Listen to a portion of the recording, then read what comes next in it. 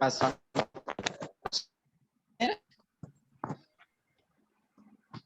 जी, अस्सलाम वालेकुम सर।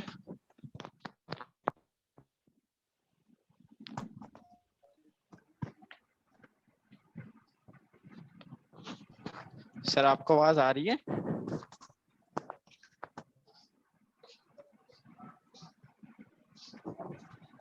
अस्सलाम वालेकुम सर, आपको आवाज नहीं आ रही?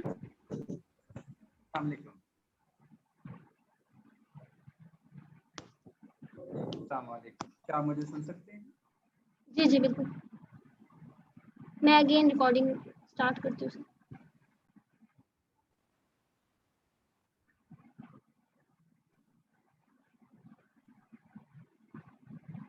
अस्सलाम वालेकुम, वेलकम बैक सर। जी सुहेल साहब, आप अनम्यूट कर दीजिए खुद को और क्वेश्चन कीजिए।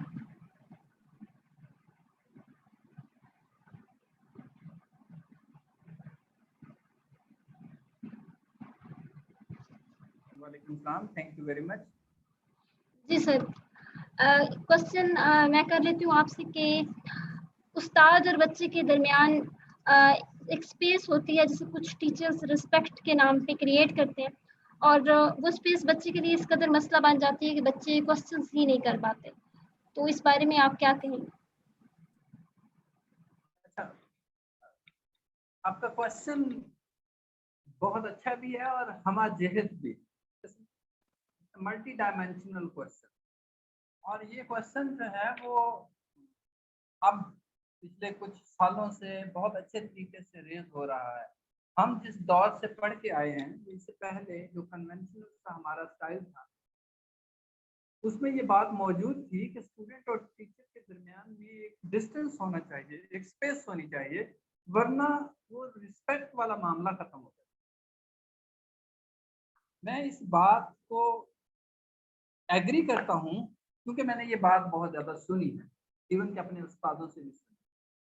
लेकिन डिसएग्री इस बुनियाद पे करता हूँ कि मैं आज भी अगर पलट कर अपने स्टूडेंट लाइफ के पूरे करियर को देखूं तो मेरे फेवरेट उस्ताद सारे के सारे वही हैं जिनके मैं बहुत क्लोज था, जिन्होंने मुझे बच्चों की तरह प्यार किया, जिन्होंने मुझे इतनी स्पेस दी कि मैं उनके साथ खुल के बात कर सका, अपनी दिल की बात कह सका और उनकी बात को सुन सका। जिन लोगों ने मुझे स्पेस दी, मैंने अपनी बात कही, अपने खदशात और अपने क्वेश्चंस को उन तक पहुंचाया, उन्होंने मेरे खदशात को दूर किया, मेरे क्वेश्चंस को आंसर किया, मेरे जितने खौफ और फियर थे उनको खत्म किया, मेरे कॉन्सेप्ट्स को क्लियर किया, मेरी जिंदगी के जो रास्ते थे उनमें मुझे गाइड किया। मैं आज भी उनको आइडियल करार देता हूँ। आज मुझे वही उस्ताद याद है, वो तमाम उस्ताद जो मुझसे डिस्टेंस बनाए रखते थे, मुझे उनके 95% उस्ताद के नाम भूल चुके। मैं ऐसी ही बात अपने तमाम दीगर टीचर्स जो हैं मैं उनसे करूंगा कि आप अपने आप को स्टूडेंट की जगह पर रख कर पिछले अपने स्टूडेंट करियर को जरा सा देखें तो सही। क्या आपके वही तमाम उस्ताद आइडियल नहीं है? क्या आज आपको वही उस्ताद याद नहीं है जिन्होंने अपनी स्पेस दी, आपको मौका दिया बोलने का, मौका दिया अपने क्लोज होने का, मौका दिया खुल के बात करने का, जिन्होंने आपकी गलती कोताहियों को माफ किया, जिन्होंने आपकी तरफ से होने वाली बदतमीजी को भी माफ किया, जिन्होंने आपके मिसबिहेव को बर्दाश्त किया, जिन्होंने आपके कॉन्सेप्ट्स को क्लियर किया, जिन्होंने आपके क्वेश्चंस को आंसर किया, क्या वही उस्ताद आइडियल नहीं? वही आइडियल होंगे। आज भी आप उन्हीं को ही याद कर रहे हैं। अगर ये बात ऐसे है तो फिर हम इस वक्त ये सुनी सुनाई बात कि एक उस्ताद और टीचर के दरमियान में इतनी स्पेस होनी चाहिए, ये गैप होना चाहिए, उस पर क्यों बंद करने की कोशिश करते हैं? जो आपका इस सेशन में पहला क्वेश्चन था कि एक स्टूडेंट और टीचर्स के दरमियान में जो रिलेशनशिप है वो कैसा है, और मैंने उसके जवाब में आपको कहा था कि ये एक एक्वायर्ड इटर्नल रिलेशनशिप है। एक्वायर्ड इटर्नल रिलेशनशिप, ये डिफॉल्ट इटर्नल रिलेशनशिप नहीं है, एक्वायर्ड इटर्नल रिलेशनशिप है। मैं इस रिलेशनशिप को दो कैटेगरी में हमेशा रखता हूँ। पहली कैटेगरी ये मेरी तरफ से, आप इसको चाहे तो निगेट कर सकते हैं, लेकिन मैंने अपनी तरफ से एक नाम दे रखा है। एक है नो रिलेशनशिप, और जो दूसरा है वो है डेफिनेटली पॉजिटिव एक relationship. No relationship, god relationship. No relationship में तो बात ही खत्म हो गई ना। उस्ताद तो है, टीचर है, there is a teacher, he और she daily goes to the class, teach to the class, make their syllabus complete, take the exams and send the students to the other class. That's it. मैं इसको मानता हूँ कि वो उस अदारे में बतौर उस्ताद, बतौर टीचर वो जॉब कर रहा है या कर रही है, और वहां पर कुछ स्टूडेंट्स मौजूद हैं, वो एज ए स्टूडेंट वहां जाते हैं और वापस आ जाते हैं, but there is no relationship between that teacher and that student. मैं उसको नो रिलेशनशिप कहता हूं, क्योंकि उन्होंने कभी भी स्पेस दी नहीं है, उन्होंने इस रिलेशनशिप को बिल्ड नहीं किया। अब एक है कि रिलेशनशिप है, एक रिलेशनशिप है। अच्छा, वो रिलेशनशिप दो तरह का हो सकता है, एक पॉजिटिव हो सकता है, एक नेगेटिव। पॉजिटिव रिलेशनशिप क्या है, नेगेटिव रिलेशनशिप। देखें, टीचर क्लास में जाता है, बच्चा उससे यूं करें कि डरता है, स्टूडेंट डरता है, खौफ खाता है, टीचर को नजरअंदाज करता है, टीचर से बदतमीजी करता है, मिसबिहेव करता है, मिसकंडक्ट है उसका, टीचर को वो इग्नोर करता है, अवॉइड करता है, फियर फील करता है। इन तमाम रिलेशन को मैं नेगेटिव रिलेशनशिप कहता हूँ। ये नेगेटिव रिलेशनशिप है। और पॉजिटिव रिलेशनशिप क्या है? टीचर बच्चे को अलाउ करता है कि तुम बात करो, टीचर बच्चे को अलाउ करता है कि तुम बहस करो मेरे साथ, टीचर बच्चे को अलाउ करता है कि तुम सवाल करो, और बच्चा उस टीचर से खुल के सवाल करता है, खुल के बहस करता है, खुल के बात करता है, अपने खौफ को हटाकर सारी स्पेस टीचर की लेता है और बात करता है। इसको मैं कहता हूँ पॉजिटिव रिलेशन। ये स्टूडेंट और टीचर के दरमियान में जो गैप है, दरअसल ये नेगेटिव रिलेशनशिप। मैं इसको कभी भी पॉजिटिव रिलेशनशिप नहीं करता। पॉजिटिव रिलेशनशिप वहां से शुरू होता है जहां से टीचर उस स्टूडेंट को स्पेस देता है कि वो उस टीचर की उस स्पेस में दाखिल हो और खुल के खेल सके, और टीचर उसको स्पेस देता है, ना सिर्फ देता है बल्कि वहां आने के बाद उसकी तरफ से पाई जाने वाली तमाम कमियों को, इस कंडक्ट को बर्दाश्त करके उसको ठीक करता है, उसको सही बनाता है, उसको रिपेयर करता है और उसको आगे बढ़ने के लिए कोशिश करता है। यही मैं कहता हूँ कि वो स्पेस है जो एक टीचर और स्टूडेंट्स के दरमियान में जो है वो खत्म होनी चाहिए। अगर कोई टीचर उस स्पेस को सिर्फ इस नाम पे कायम रखना चाहता है कि स्टूडेंट्स उसकी रिस्पेक्ट नहीं करते, मामला खत्म हो जाएगा, तो मेरा ख्याल है कि वो टीचर को अपने अपने कंडक्ट पर, अपनी एबिलिटीज पर, अपने काम पर, अपनी वचन ब्रेक करती है।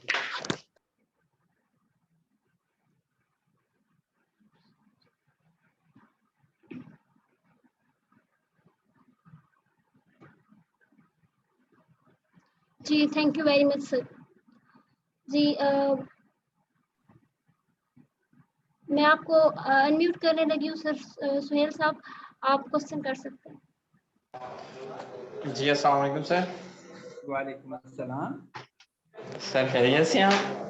अल्हम्दुलिल्लाह अल्हम्दुलिल्लाह। अच्छा सर, मेरे कुछ ज़्यादा ही क्वेश्चंस हैं, लेकिन बाकी मेंबर्स को भी टाइम देना है। तो सर मेरा एक क्वेश्चन है आपसे कि जैसा टीचर कौम का मेमार होता है, स्टूडेंट स्टोन होता है, और ये जो माशरा एक बिल्डिंग होती है, तो इनके आपस में ये बिल्डिंग खड़ी हो सकती है।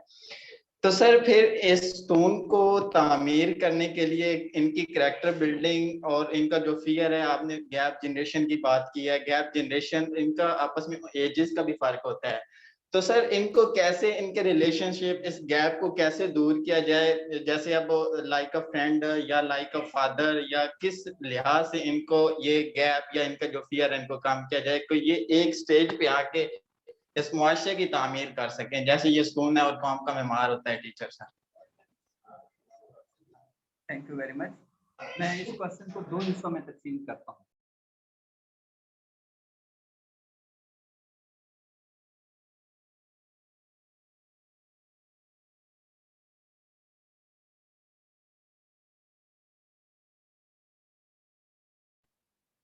क्या आप मेरी आवाज को सुन सकते हैं?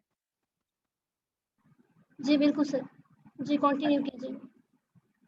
पहला हिस्सा तो इसका ये है कि क्या एक उस्ताद वो नेशन बिल्डर होता है, एक मामारे कौम है वो अपनी नेशन बिल्डिंग करता है। नंबर पहले क्वेश्चन का पहला हिस्सा ये। दूसरा हिस्सा ये है कि वो कौन से अवामिल हैं या वो कौन सी तरीके हैं जिसके तहत वो अपनी नेशन को बेहतर तरीके से बिल्ड कर सकता है या अपने बच्चों की बेहतर तरीके से तरबियत कर सकता है। मेरा ख्याल में मैं आपके क्वेश्चन को यूं समझ पाया हूँ। अगर इससे डिफर हो तो आप उसको क्वेश्चन को रिपीट कर लीजिए। एक टीचर नेशन बिल्डर है, मैं मानता हूँ है। वो अपने बच्चों की तरबियत करता है ताकि आने वाली जिंदगी में कामयाब हो जाए। प्रॉब्लम कहाँ होता है कि वो कर नहीं पाता है या वो मुकम्मल नहीं हो पाता है। गौर कीजिए, एक उस्ताद एक बच्चे को पढ़ाता है और उसके नजदीक वो बच्चा बहुत अच्छा नहीं होता या उसके कॉन्सेप्ट्स को इतने अच्छे तरीके से समझ नहीं पाता, या जिस यूं कह लें कि उस्ताद के नजदीक वो बच्चा बहुत अच्छा नहीं होता। लेकिन चंद ही साल गुजरते हैं, वो बच्चा आगे बढ़ता है, अपनी ग्रेजुएशन मुकम्मल करता है, सीएसएस का एग्जाम देने के बाद एक बहुत बड़े ओहदे पर अपने बलबूते पर किसी पोजीशन पे पहुंच जाता है और पीछे मुड़ के देखता है तो उस्ताद वहीं पर मौजूद होता है जहां पर वो पहले खड़ा था। आप इसको क्या कहेंगे? उस्ताद निकम्मा था और वो वहीं का वहीं खड़ा रहा और शागिर्द बहुत अच्छा था जो आगे चला गया?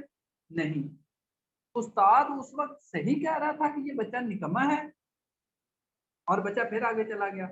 उस्ताद उस वक्त सही कह रहा था? नहीं, गलत है। देखें, हो सकता है कि वो बच्चा, उसका आईक्यू और ईक्यू और उसका दीगर जो इंटेलिजेंस है वो उस उस्ताद से ज्यादा हो, लेकिन उनकी एज गैप की वजह से, उनके आगे पीछे आने की वजह से उस्ताद उसको नहीं समझ पाया, जिसका बाद में उसी शागिर्द ने मुजाहरा करते हुए टॉप की पोजीशन पे। तो मैं तमाम असातिज़ा से ये रिक्वेस्ट करता हूँ कि बच्चों को इस तरह जज ना करें कभी भी। आप नेशन बिल्डर हैं, आप सिर्फ बच्चे को बिल्ड करने की कोशिश करें और वो भी इस तरह कि उसके अंदर पाई जाने वाली चीजों को हो सकता है मैं उस अंदाज में ना जज कर पाऊं जिस अंदाज में मुझे जज करना चाहिए। 32 मुख्तलिफ इंटेलिजेंसेस हैं जो हमारे बच्चों में पाई जाती हैं, जिसमें से 8 इंटेलिजेंसेस वेरी कॉमन है, वेरी 8 इंटेलिजेंसेस हैं जिनको कंसीडर करने के बाद, जिसको जज करने के बाद हमें टीचर को आगे स्टूडेंट्स को पढ़ाना चाहिए। मल्टीपल इंटेलिजेंसेस कहते हैं, एक ही क्लास में मिनिमम 8 टाइप की डिफरेंट इंटेलिजेंसेस वाले बच्चे जो हैं वो मौजूद होते हैं। तो उस्ताद को तमाम बच्चों की डिफरेंट इंटेलिजेंसेस को समझना चाहिए, उनको अंडरस्टैंड करने के बाद वैसी प्लानिंग करनी चाहिए और फिर वैसे ही उनको पढ़ाना चाहिए। अगर वो इन तमाम चीजों का ख्याल रखते हुए काम करेगा तो वो एक बेहतरीन नेशन बिल्डिंग कर रहा है। लेकिन अगर वो इन तमाम चीजों की ख्याल नहीं करता, डिफरेंट इंटेलिजेंसेस को एक ही मेथड से, एक ही तरीके से चलाता है और तमाम ये जो मीनार हैं, ये जो बिल्डिंग है, उनको एक ही तरीके से बनाना चाहता है, तो वो नहीं बनेगी। एक ही मेथड से अगर वो तमाम बच्चों को पढ़ाना चाहता है, एक ही मेथड से वो तमाम लोगों को एक मंजिल पर पहुंचाना चाहता है, तो वो नेशन बिल्डिंग नहीं है, ये मीनार नहीं बन पाएंगे। वो मेमार जो है वो मैं मानता हूँ, लेकिन बिल्डिंग मजबूत नहीं होगी, नेशन मजबूत नहीं होगी, उसमें से उसके कितने कितने सतून हैं जो वो कमजोर हो जाएंगे और एंड ऑफ द टाइम क्या होगा, वो बिल्डिंग कमजोर होने की वजह से गिर जाएगी। इसलिए उस्ताद बतौर नेशन बिल्डर तो है, हमारे कौम तो है, लेकिन उसको तमाम इंटेलिजेंसेस को भी समझना चाहिए। ये एक फर्दर एक बहुत लंबा टॉपिक है जिस पर अलग से बहुत बड़ी डिबेट या ट्रेनिंग्स हो सकती हैं कि वो मल्टीपल इंटेलिजेंसेस क्या हैं और उनको कैसे आगे लेकर चलना चाहिए और उनको कैसे अंडरस्टैंड करना चाहिए और फिर उसकी क्या मेथोडोलॉजीज होनी चाहिए, कैसे अंडरस्टैंडिंग को लेना है, कैसे इंटेलिजेंसेस का पता करना है, फिर कैसे उन बच्चों को पढ़ाना है, कैसे उनका सिलेबस डिजाइन करना है, क्या चीजें इग्नोर करनी है, क्या चीजें ऐड करनी है और चीजें। तो नेशन बिल्डर के तौर पर उन तमाम चीजों को अगर वो देखकर नेशन बिल्डिंग करेगा तो होगी, वरना बिल्डिंग जो है वो कमजोर होगी। दूसरा सवाल का दूसरा हिस्सा मुझे रिपीट कर दीजिएगा, क्या था? ये क्वेश्चन रिपीट कर दें तो मैं बेहतर तरीके से जवाब दे पाऊँ। जी सर, सुहेल साहब आप कर दीजिए, मैंने आपको अनम्यूट कर दिया। सर मैंने दूसरा हिस्सा ये था कि जो गैप है, फियर है, इन कॉन्फिडेंस है, इन चीजों को कैसे सर ओवरकम और अपने अपने लेवल पे लाया जा सकता है सर? उस्ताद का कॉन्फिडेंस फेयर या बच्चों का कॉन्फिडेंस फेयर? सर बच्चों का जो कॉन्फिडेंस फेयर भी होता है सर, कुछ जनरेशन गैप्स भी होते हैं आपस में, उनके कैरेक्टर बिल्डिंग भी आ जाती है, तो इस लिहाज से सर तरबियत बेसिकली इसका जो पॉइंट ऑफ व्यू है, मेरा फोकस है सर। ठीक, अब मैं आप सवाल इस सवाल को समझ गया हूँ और मैं अब इसका जवाब देता हूँ। बच्चों का जो खौफ होता है, जो उनके बच्चों के फेयर्स हैं, वो कई दफा इतने हैवी होते हैं कि वो अपना तालीमी कैरियर मुकम्मल कर लेते हैं और उनके खौफ नहीं करते। उनका कॉन्फिडेंस जो है वो इतना बिल्ड नहीं हो पाता कि वो कभी भी उन तमाम चीज़ों को सामने ला सकें जो उनके दिल में मौजूद होती है। उस्ताद एज टीचर जो है वो क्या करे कि फेयर्स और कॉन्फिडेंस फेयर्स को खत्म करे और उनके कॉन्फिडेंस को एनहांस करे। पहली बात, नंबर 1, किसी भी शख्स का कॉन्फिडेंस हमेशा नॉलेज की बेस पे होता है। अगर उस्ताद का नॉलेज बहुत अच्छा है, वो अपने सब्जेक्ट में, अपने टॉपिक में, अपने फील्ड में कॉम्पिटेंट है, तो उसका खुद कॉन्फिडेंस बहुत ज्यादा होगा। अगर उसका कॉन्फिडेंस है तो वो अपने स्टूडेंट्स को अलाउ कर देगा। मैं कहता हूँ प्लान्ड या क्वालिफाइड या यूं भी नहीं, आप कहेंगे एक्सपर्ट टीचर जो है वो हमेशा फनी होता है। अगर प्लान्ड सब्जेक्ट हो, प्लान्ड लेक्चर हो, तो हमेशा फनी होगा। अगर आपका लेक्चर फनी होगा, प्लान होगा, तो आपके पास मौजूद स्टूडेंट्स को आप इतनी गैप जरूर दे देंगे, इतना आप उसको स्पेस जरूर दे देंगे कि वो अपने फेयर्स को खुल के इजहार कर सके। और अगर वो फेयर्स को आपके सामने पेश कर देता है तो मेरे ख्याल में तो मामला खत्म हो गया और कोई भी टीचर जो है उसको टैकल कर ले। अब फेयर्स को दूर कैसे किया जाए? देखिए, मैंने अभी आपका क्वेश्चन जो है वो बहुत अच्छा था, मैंने उसका आधा जवाब जो है वो पहले हिस्से में दिया है। मैं रिपीट करता हूँ, इस वक्त मॉडर्न जो मेथडोलॉजीज हैं उसमें किसी भी टीचर को ये बात समझनी बहुत जरूरी है कि सामने मौजूद स्टूडेंट की कौन सी इंटेलिजेंस है, वो इंटेलिजेंस के कौन से हिस्से में सॉरी उसके उसमें कौन सी इंटेलिजेंस है और उसको कैसे टैकल किया जाए। बच्चों की जब कोई टीचर इंटेलिजेंस को समझ जाता है तो उस बच्चे के सारे खौफ जो हैं वो खत्म हो जाते हैं। बच्चा स्पेटियल है और आप उसको इंट्रोवर्ट जो है वो लेते हैं।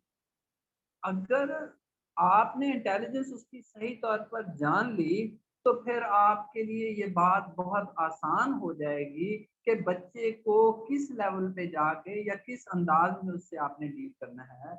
जब आप यूं ही उसके लेवल पे, बच्चे के लेवल पे आ जाएंगे, बच्चे की इंटेलिजेंस पे आ जाएंगे, बच्चे के जो उसका नेचुरल बिहेव है उस पे आ जाएंगे, तो वो उसके फेयर और खौफ खत्म हो जाएंगे और वो आपको फुल स्पीड के साथ आपके साथ करना शुरू हो जाएगा। मैं यहाँ पर आर्जी सा कोई इलाज बताने से हजार दर्जे बेहतर समझूंगा कि वो टीचर मल्टीपल इंटेलिजेंस को समझे और अपनी क्लास में मौजूद तमाम बच्चों की इंटेलिजेंस को देखते हुए अपने लेक्चर्स को प्लान करे और अपनी एक्टिविटीज को प्लान करे, ताकि तमाम बच्चे जो हैं वो अपनी अपनी इंटेलिजेंस में टॉप पे आए, उनके फेयर खत्म हों, उनके डाउट्स खत्म हों, उनको कॉन्फिडेंस आप हो। जिसकी जो इंटेलिजेंस होगी, जब टीचर उसी पे बात करेगा, ज़ाहिर है उसकी अंडरस्टैंडिंग डेवलप हो जाएगी। जब अंडरस्टैंडिंग डेवलप हो जाएगी तो उसका नॉलेज बढ़ जाएगा। जब नॉलेज बढ़ जाएगा तो उसका कॉन्फिडेंस खुद ब खुद जो है वो बूस्ट हो जाता है। बच्चे की इंटेलिजेंस और है, हमारी मेथोडोलॉजी या टीचिंग स्ट्रेटजी और है, जिसकी वजह से बच्चा अंडरस्टैंड नहीं कर पाता, उसका नॉलेज नहीं बढ़ता। जब नॉलेज नहीं बढ़ता तो उसका कॉन्फिडेंस नहीं बढ़ता। जब कॉन्फिडेंस नहीं बढ़ता तो हम लाख कोशिश कर लें वो कभी भी उस लेवल पर नहीं आता जिस लेवल पर हम उसको लेके आना चाहते हैं। तो प्लीज तमाम टीचर्स को मैं रिक्वेस्ट करूंगा कि वो इस टॉपिक को आप इंटरनेट पे जाएं, वहाँ मल्टीपल इंटेलिजेंस लिखें, वहाँ आप उसको देखें, तमाम इंटेलिजेंसेस को पढ़ें और उसी को प्रैक्टिकली जो है वो मुख्तलिफ एक्टिविटीज के जरिए अपने स्टूडेंट्स के मतलब जाने और फिर उसके जरिए वैसी ही मेथोडोलॉजी जो है वो अपनाएं। आपके बच्चों में कॉन्फिडेंस एकदम से बूस्ट अप हो जाएगा, मैं आपको गारंटी करता हूँ। और इसका दूसरा ये भी है कि कभी अगर मौका मिला, अगर कोई फुर्सत हुई, तो हम फिर इस मौजू पर भी बात कर सकते हैं और इंशाल्लाह आपको इससे फायदा होगा। सलामत रहिए। बहुत शुक्रिया सर, वेल एक्सप्लेन माशाल्लाह। सदीक साहब का क्वेश्चन है, उसको मैं थोड़ा सा इन्हेंस करूंगी। उनका क्वेश्चन ये है कि जिसको आप आंसर कर चुके हैं, थोड़ा सा मोल्ड कर देते हैं इस क्वेश्चन को। उन्होंने कहा कि टीचर्स जो हैं वो बच्चों को इक्वली ट्रीट नहीं करते हैं। तो इदारों में ये भी देखा गया है कि कुछ स्पेसिफाई कर लिए जाते हैं स्टूडेंट्स, और उनको इदारे को अच्छा रिजल्ट देने के लिए इस्तेमाल किया जाता है। उन्हीं स्टूडेंट्स पे मेहनत की जाती है, बाकी स्टूडेंट्स को बिल्कुल पीछे कर दिया जाता है। तो इस बारे में आपका क्या ख्याल? मैं आपका क्वेश्चन, एक क्वेश्चन इसी तरह का एक पहले फेवरेटिज्म का हो चुका हुआ है। मैं इस क्वेश्चन को फेवरेटिज्म से डिफरेंट करार देता हूँ। ये बात ज़हन में रखिए। फेवरेटिज्म एक और चीज है, ये वाला मामला और चीज है। एक क्लास में 20 की एक क्लास है जिसमें 5 स्टूडेंट्स ऐसे हैं जो बहुत अच्छा काम कर रहे हैं और वो आगे जा रहे हैं। सपोज मैं कहता हूँ, सपोज क्लास 4 स्टार्ट हुई है यकम 1 दिस ईयर 1 जनवरी से क्लास 3 से बच्चे प्रमोट होकर क्लास 4 में आए हैं। जिस नए टीचर के पास बच्चे पहुंचे हैं उसके पास 20 की स्ट्रेंथ गई है, तो 2 या 3 दिनों में ही उस टीचर को पता चला है कि 20 में से ये जो 6 स्टूडेंट्स हैं ये बड़े ही अच्छे हैं, बड़े टॉप के हैं। वो जो टीचर बात करती है या वो करता है उसको समझ लेते हैं और फौरन से उसको रिप्लाई करते हैं और उसको आगे लेके चलते हैं। कुछ दिनों के बाद वो टीचर रिपोर्ट करती है, ये वो टीचर रिपोर्ट करता है कि ये जो 6 स्टूडेंट्स हैं ये बहुत अच्छे हैं और बाकी निकम्मे हैं। सिलसिला यहाँ तक चलता है कि पहली टर्म आ जाती है और वहां तक ये कॉन्सेप्ट जो है वो कंप्लीटली फिक्स हो जाता है कि ये 6 बच्चे अच्छे हैं, आप इन पे मेहनत करके आगे ले जाएं। जो नहीं कर पा रहे हैं हम उन पे बहुत मेहनत तो करते हैं लेकिन वो कुछ कर ही नहीं पा रहे हैं, तो हम उनका क्या करें, लिहाजा उसको ऐसे ही साथ लेके चले जाएं। मैं ये समझा हूँ कि क्वेश्चन शायद ये है कि ऐसा क्वेश्चन है। अब मैं इसका रिप्लाई करता हूँ कि ये ऐसा क्यों है और इसके मुताबिक हमें क्या करना चाहिए। देखें, बतौर teacher, I am a teacher also and I am a manager also. मैं एक बड़े अदारे को, कई अदारों को बल्कि रन करता हूँ। मेरे नजदीक किसी बच्चे का क्लास में किसी टीचर का सबसे बड़ा काम ही ये है कि वहां मौजूद जो बच्चे पीछे हैं उनको खींच के ऊपर लाया जाए। मतलब जो बहुत ही बैक पे हैं उनको कम से कम साल के एंड तक मीडियम में ले आया जाए, जो मीडियम है उनको खींच कर पहली साफ में ले आए। मैं इसको यूं भी कहता हूँ कि जो 20 और 30% वाले हैं आप उनको 50 और 60% पे ले जाएं, जो 60 और 70% वाले हैं आप उनको 80 और 90% पे ले जाएं। अगर तो कोई टीचर एक साल में मेहनत के बाद इस तरह स्टूडेंट्स को यहाँ तक ले जाता है तो मैं कहता हूँ कि वो कामयाब टीचर है।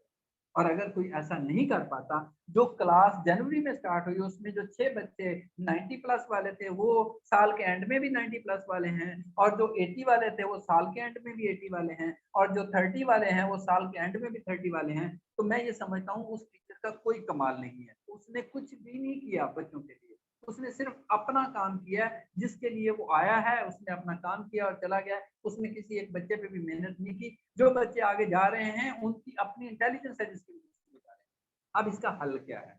ऐसा जो कर रहे हैं वो गलत कर रहे हैं, जो स्कूल कर रहे हैं वो स्कूल भी गलत कर रहे हैं, जो टीचर कर रहा है वो टीचर भी गलत कर रहा है, और वो मैं कहता हूँ सरासर ज्यादती कर रहा है, उनके बच्चों के मुस्तकबिल के साथ खेल रहा है। मेरा ख्याल में कि आने वाले वक्त में अगली जिंदगी में शायद उस टीचर को इसका हिसाब देना पड़ेगा कि उसने उन बच्चों के लिए क्यों नहीं किया ऐसा कुछ, जो जो लोग थे उनको आप क्यों नहीं किया। हल क्या है इसका? वो ऐसा होता क्यों है और ऐसा करते क्यों? पहली बात, मैंने अभी जो बात की है ये बार बार बाई चांस क्वेश्चन ऐसे आ रहे हैं तो वो एक ही जो टॉपिक है वो डिस्कस हो रहा है। जब शुरू में क्लास आई उस वक्त उसमें से 6 बच्चे ऐसे थे जो कि लेक्चर बेस्ड मेथडोलॉजी थी उसके लिए थे, उसको अंडरस्टैंड करते थे। टीचर डेली जो है वो लेक्चर देता है, तमाम टीचर्स आती हैं, मेल है या वो फीमेल है, वो लेक्चर देते हैं, वो बच्चे अच्छे अंडरस्टैंड कर लेते हैं क्योंकि उनकी इंटेलिजेंस ही वही है, वो अंडरस्टैंड कर लेते हैं, वो अपना काम कर लेते हैं। बाकियों के इंटेलिजेंस ही डिफरेंट है। 8 तो कॉम्पिटेंट इंटेलिजेंस है जो कॉमन पाई जाती है, 32 है इस वक्त, शायद 40 प्लस में चली गई है जो इस वक्त लेटेस्ट जो है वो सीरीज है इंटेलिजेंस की, लेकिन मैं 8 में करता हूँ क्योंकि ये कॉमन है, बहुत मेजर है, तो इसीलिए। जो बाकी 7 इंटेलिजेंसेस वाले बच्चे हैं वो तो नहीं समझ पाते। अब नतीजा क्या होता है कि टीचर अपना मेथड चेंज करता ही नहीं है, जिसकी वजह से जो बच्चे किसी भी तरह पीछे रह गए हैं वो आगे आ ही नहीं पाते, और इसी तरह वो ज्यादती उन बच्चों के साथ है। मैं कहता हूँ, मैं आपसे शेयर करता हूँ, एक बच्चे ने आने वाली, उसको मैथ में दिलचस्पी नहीं है, मैथ में बिल्कुल भी दिलचस्पी नहीं है, और उसकी सारी की सारी दिलचस्पी जो है वो लैंग्वेज में है। सपोज मैं कहता हूँ उसकी सारी दिलचस्पी जो है वो लैंग्वेज में है। होता क्या है कि टीचर जो है उसको सिर्फ मैथ का ही फिक्र पड़ा हुआ है, वो मैथ के ही पीछे लगा हुआ है, और वो मैथ पे इतना जोर देता है क्योंकि इसको मैथ नहीं आता, वो कहता है मैथ आ जाए बाकी सब कुछ छोड़ दे, मैथ की तो उसकी इंटेलिजेंस ही नहीं है। होता क्या है कि वो बाकी चीजों में भी लो होता है, और वो चलते चलते चलते वो बेचारा अपनी सारी जिंदगी में स्टूडेंट उसी लेवल पे होते हुए गुजार देता है, और ये ज्यादती एक हमेशा एक टीचर करता है। टीचर को तमाम, ये इस वक्त बहुत लेटेस्ट जो है वो थ्योरी है। आप तमाम टीचर से मैं रिक्वेस्ट करूंगा कि वो मल्टीपल इंटेलिजेंस को समझें, तमाम बच्चों के इंटेलिजेंस को समझें, उनके मुताबिक अपनी टीचिंग स्ट्रेटजीज और मेथडोलॉजीज को अपनाएं, अपनी एक्टिविटीज उस बेस पे लेके आए। वो बच्चे जो हैं वो भी बाकियों के साथ मिलें। आपको हर लेक्चर में 2 या 3 मेथोडोलॉजीज पर अमल करते हुए 2 या 3 स्ट्रेटजीज बनानी है टीचिंग की, कि मैक्सिमम बच्चे जो हैं वो इन्वॉल्व हो सकें। जब मैक्सिमम बच्चे इन्वॉल्व होना शुरू हो जाएंगे तो आपके ओवरऑल क्लास का रिजल्ट भी जो है वो बेहतर होना शुरू हो जाएगा। और इस तरह जो बच्चे फिर चंद बच जाएंगे तो आप उन पर खुसूसी तवज्जो भी दे सकते हैं, उनकी स्पेशल कोई एक्टिविटीज भी बना सकते हैं। उनके डायग्नोज कर लेने के बाद, उनकी इंटेलिजेंस को डायग्नोज कर लेने के बाद आप उनको भी इम्प्रूव कर लेते हैं। जो टीचर्स ऐसा नहीं कर रहे हैं वो बच्चों के साथ ज्यादती कर रहे हैं, जो स्कूल इसकी तरफ तवज्जो नहीं दे रहे हैं वो स्कूल ज्यादती कर रहे हैं। मैं रिक्वेस्ट करूंगा तमाम स्कूल मैनेजर से, मैं रिक्वेस्ट करूंगा तमाम टीचर्स से कि वो इस चीज का ख्याल रखें, और ये जो कैटेगराइजेशन है क्लासेस में ये बिल्कुल ना होने दें। आप खुद कैटेगरी करें, आपको पता हो कि ये 6 बच्चे इस इंटेलिजेंस के हैं, ये 4 बच्चे इसके हैं, ये 2 इसके हैं, ये 5 इसके हैं। आपने जो जो टॉपिक पढ़ाना है आपने ख्याल करना है कि उसका एक मेथड वो भी होना चाहिए जिससे 6 बच्चे हैं, उसका मेथड वो भी होना चाहिए जिससे 5 बच्चे हैं, उसका मेथड वो भी होना चाहिए जिसके 3 बच्चे हैं। इस तरह वो सारे बच्चे जो हैं उस लेसन को अच्छी तरीके से समझ पाए।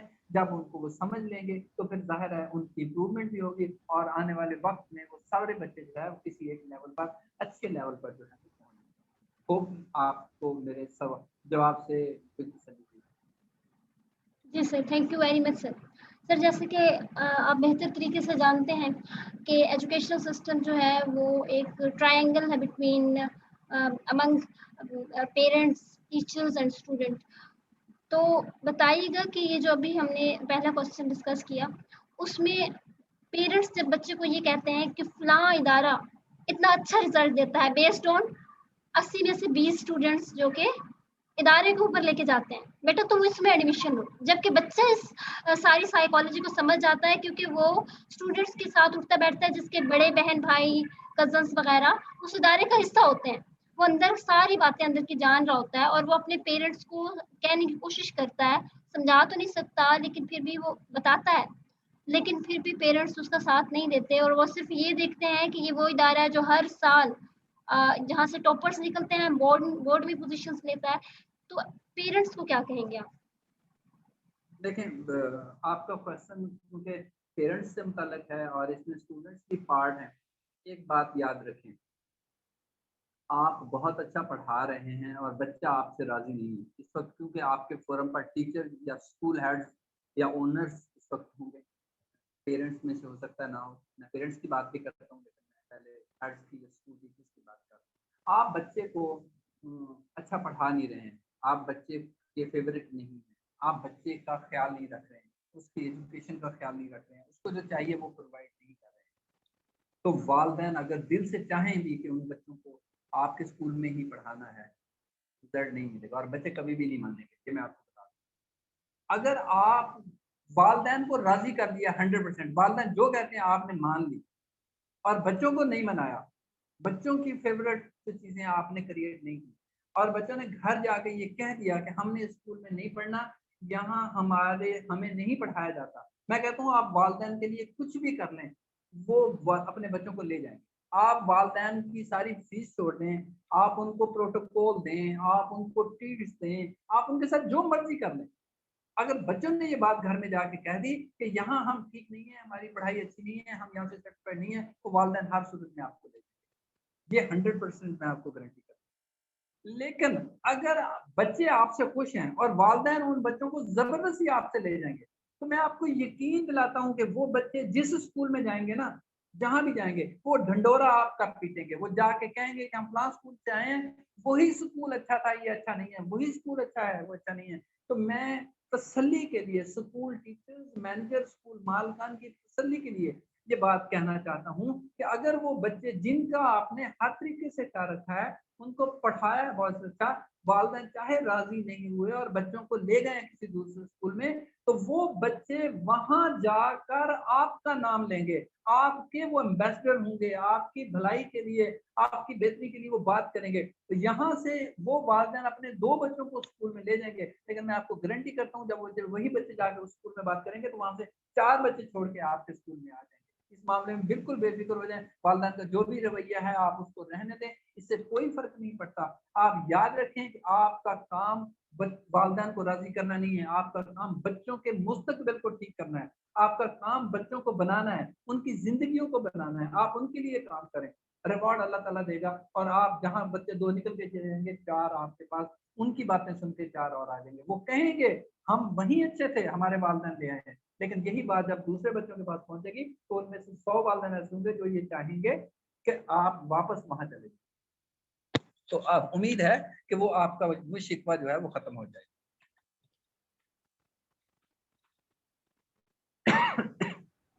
Thank you very much sir. एक क्वेश्चन है कि कहते हैं कि टीचर की जो है कम्युनिकेशन स्किल्स जो है वो अच्छी होनी चाहिए, और कम्युनिकेशन स्किल का जो अप्रोप्रिएट मतलब है वो ये है कि वो लेवल पे आके, स्टूडेंट के लेवल पे आकर बात करें। तो क्लास में टीचर किस तरह से लेवल को प्रायोरिटाइज करेगा with respect to students? 2 question के फिर 2 हिस्से हैं, 2 पोर्शन। नंबर 1 कि टीचर को बहुत अच्छा कम्युनिकेटर होना चाहिए या नहीं होना चाहिए, ये क्वेश्चन है आपका। कहा जाता है कि टीचर को बहुत अच्छा कम्युनिकेटर होना चाहिए, ये सवाल है आपका। और दूसरा हिस्सा ये है कि टीचर क्लास में उस स्टूडेंट्स के लेवल पर कैसे बात करे, उसके लेवल पर कैसे आए कि वो अपनी बात को समझा पाए। क्वेश्चन का जो पहला हिस्सा है ना कि टीचर को अच्छा कम्युनिकेटर होना चाहिए, ये इतनी सच बात है, इतनी सच बात है कि जैसे कहते हैं जस्ट लाइक अ डे, इतनी सच बात है। कोई भी अच्छा टीचर बैड कम्युनिकेटर नहीं हो सकता। अगर किसी टीचर की कम्युनिकेशन अच्छी नहीं है तो इट्स श्योर, रिमेंबर, मैं कहता हूँ, मैं गारंटी करता हूँ वो कभी भी अच्छा टीचर नहीं, अगर वो अच्छा कम्युनिकेटर नहीं।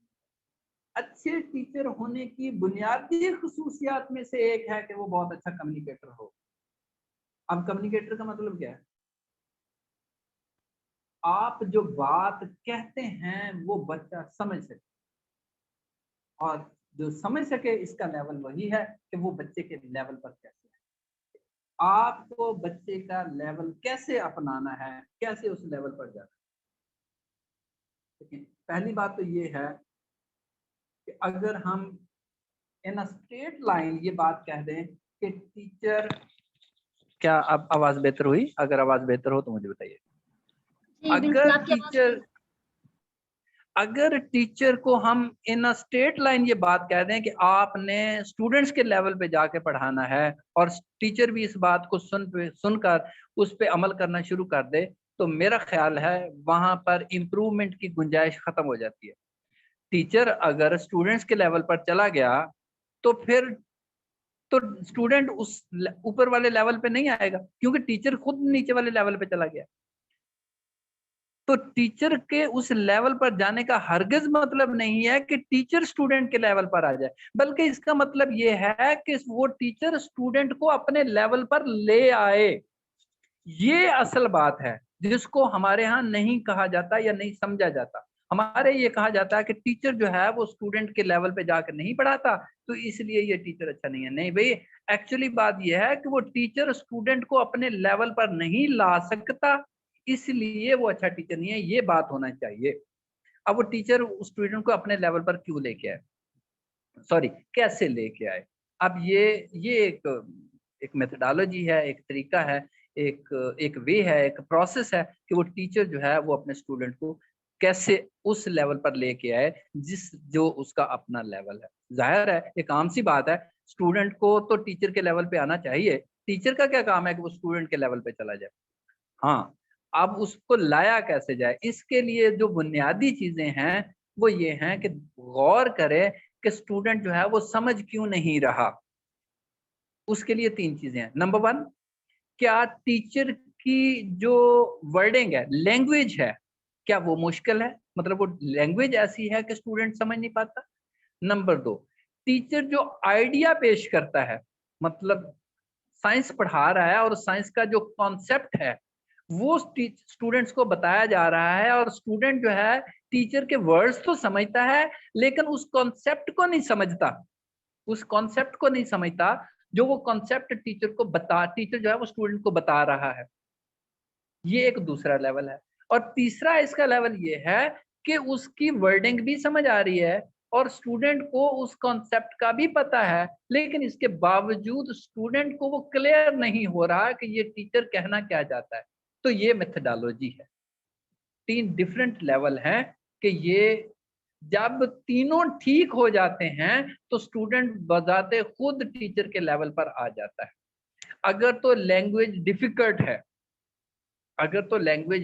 है तो अंडरस्टैंडिंग के लिए दुनिया के तमाम स्कूल इस चीज को अलाउ करते हैं कि आप सेकंड, थर्ड या फोर्थ लैंग्वेज यूज कर लें किसी कॉन्सेप्ट को समझाने के लिए, क्लियर करने के लिए। सपोज आपका स्कूल इंग्लिश मीडियम है, अगर स्कूल इंग्लिश मीडियम है तो आप इंग्लिश मीडियम को उर्दू मीडियम में करके समझा सकते हैं। आपके वर्ड कॉन्सेप्ट जो है अगर समझ नहीं आ रहा तो उससे भी जो बेसिक कॉन्सेप्ट है उसको साथ लेकर आप समझा सकते हैं। और अगर आपका मेथड डिफरेंट है तो आप मेथोडोलॉजी चेंज करके उसको समझा सकते हैं। इस तरह आप तीनों को कंसाइड करके एक लाइन में लाकर उस बच्चे को अपने लेवल पर ला सकते हैं। होप कि आप इस बात को समझ सकते हैं। बहुत शुक्रिया सर। हमारे पास टाइम बिल्कुल कम रह गया। बहुत ही मज़ा आया। दिल कर रहा है कि एक और मीटिंग रख ली जाए, लेकिन आपकी मसरूफियत को मद्देनज़र रखते हुए हम इजाज़त चाहेंगे। Allah bless you. Thank you very much again. Thank you जी, थैंक यू वेरी मच।